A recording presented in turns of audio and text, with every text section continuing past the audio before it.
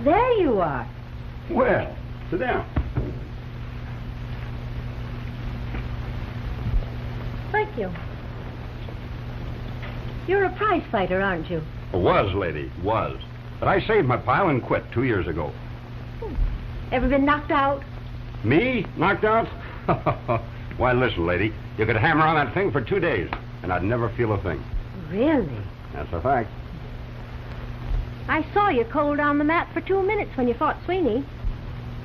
Oh, yeah. That was an accident. The cleanest, sweetest accident I ever saw. Huh? Oh.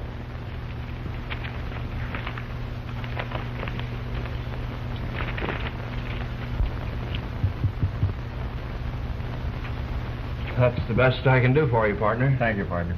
Excuse me, please. Yes? Dummy, Miss Van Buren. I'm sorry. Oh, pardon.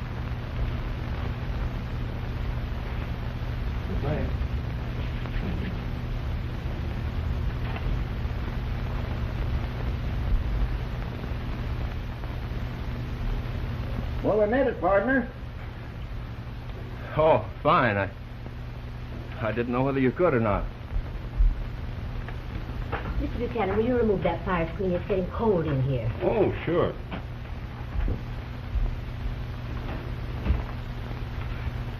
It's old age creeping on. Yeah.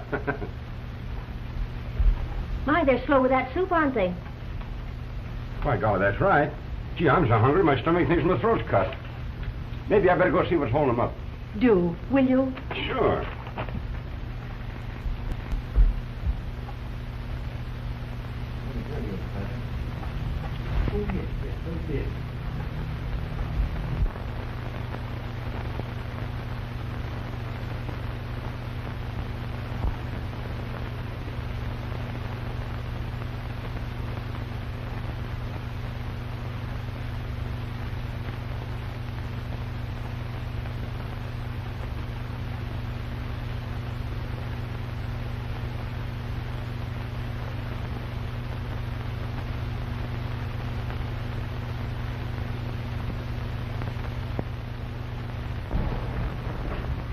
Biscuits.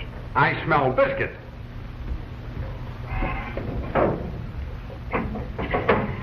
Hi, fella. Say, are you a magician? We found a package of ready-mixed biscuit flour and some condensed milk, if you call that magic. Is that soup or is that soup? Everything will be ready in just a minute, old man. Need any help? Yes, you can help Mr. What's your name? Randy. You can help get the dishes. We'll eat in here. Righto. Come on, folks. The chief cook and bottle washer says she wants some dishes. Dinner plates, soup plates, spoons, and napkins. Righto. Say, how long have you been married? Why, I'm not married. What made you think I was married? Well, aren't you? Not yet. Oh, you're going to be, is that it? To Mr. Martin, if our luck holds out. We're eloping. Oh, that's too bad. Too bad. Well, for me, first I think you're married and resign myself to a cruel trick of fate. Oh, the biscuits. The biscuits.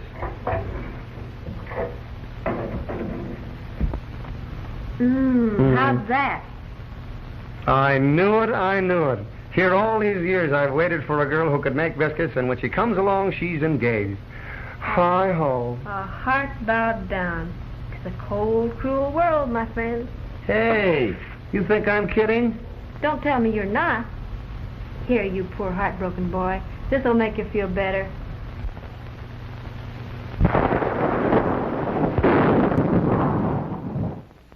What was that? Perhaps we'd better investigate. Let's see what it was.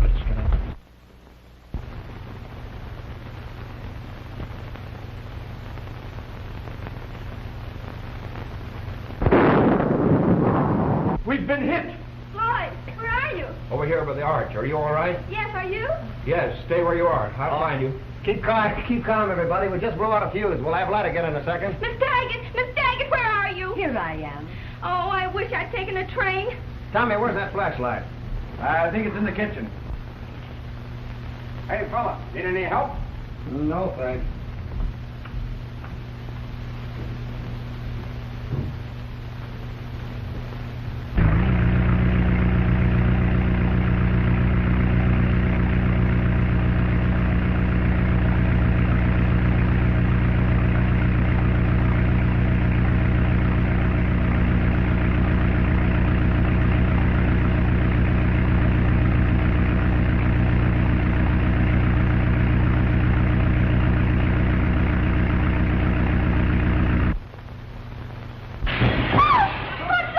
Something must have hit a window. Sounded like glass breaking to me.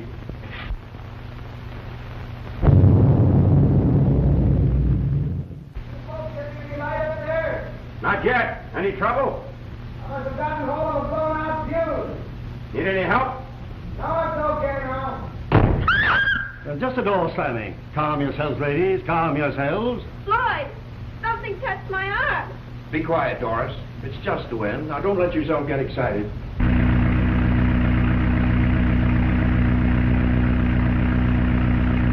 Well, if we were in Kansas, I would say this was a cyclone. Quite a storm. I've never seen a worse one. Now, aren't you glad you're not up in the air? How I'm glad. Well, now that that's over, how about the eats? Well, everything's all ready.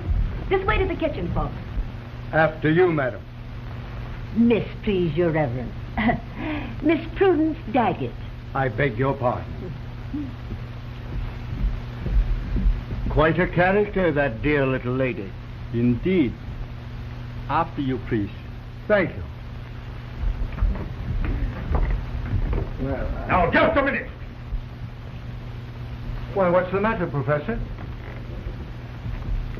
Where's Mr. Forbes? What? Why, he was here just a moment ago. Well, I know that. Say, what's all the excitement? Forbes! Forbes! You, Preston. See if he's in the kitchen. Hey, how are you ordering? Now, don't talk, but do as I tell you. Do as he tells you, Tommy. See here, sir. Now, just a minute, Hartley. What? Forbes! Forbes! Where are you? Come, Professor.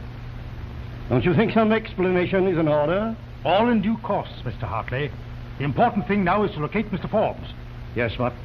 Well, he ain't going very far in this storm.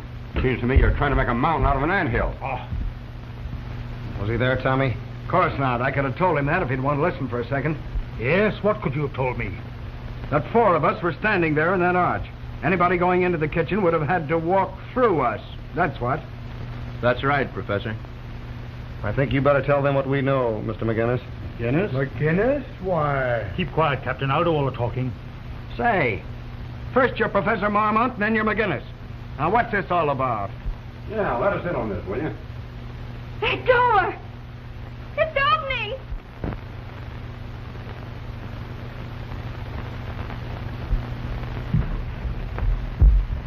Forbes! Forbes!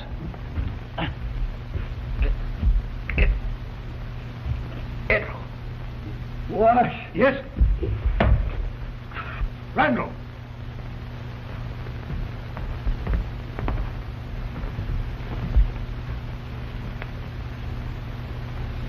It's gone.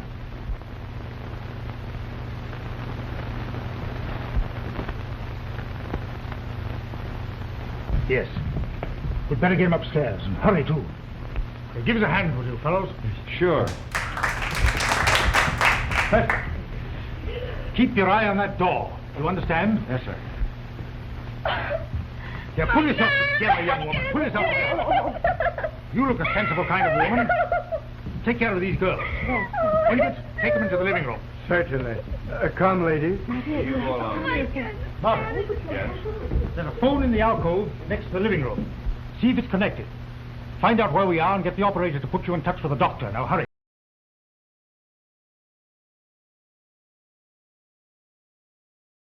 All right. Get some water, man. In the kitchen. Hurry.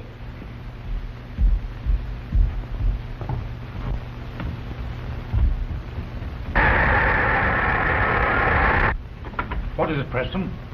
Sound like someone in this room. Murderers don't advertise their presence. Then Forbes is dead. Hit on the head with some heavy object. Basal fracture of the skull. Cerebral hemorrhage. Never regained consciousness.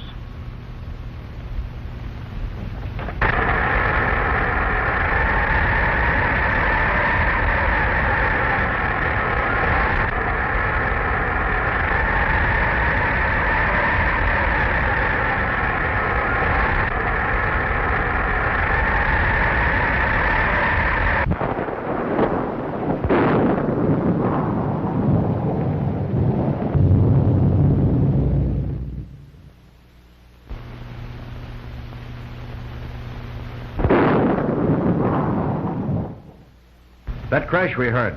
The wind blowing this branch through that window. That explains it. It explains more than that. The reason that Forbes had wet sand in his hair and the back of his collar. Whoever hit him with this had the strength of an ox. Come on.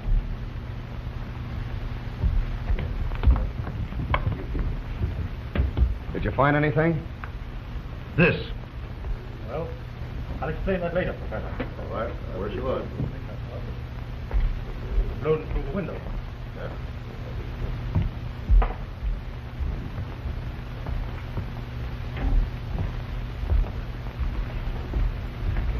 Is he dead? Yes. What about the phone? It's disconnected.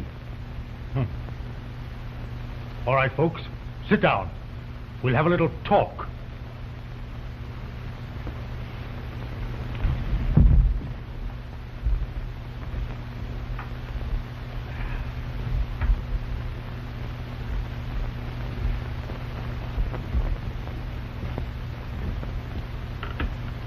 Now, I'll come to the point. My name is not Marmont, it's McGinnis. I am not a professor of mathematics, but a special agent in the employ of the company which insured $500,000 worth of diamonds, which Mr. Forbes was to have delivered to Mayor Seal and Mayor of Los Angeles. Mr. Forbes is dead, and the gems are missing. Therefore, it appears that someone in this group is a thief as well as a murderer. Ooh. That person clubbed him to death with this. I dare say you have credentials to prove your assertion. Most certainly.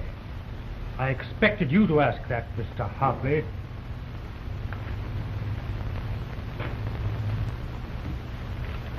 No offense intended, you understand. Quite all right. You've made rather a serious accusation. Circumstances warrant it. Did anyone else know of this consignment? I did. Huh? What? You knew? Yes. Mr. McGinnis told me about it at Albuquerque. He thought I should know, in order that I might take due precautions. Mm-hmm, I see. Anyone else? No, not that I know of. May I see this? Why, certainly.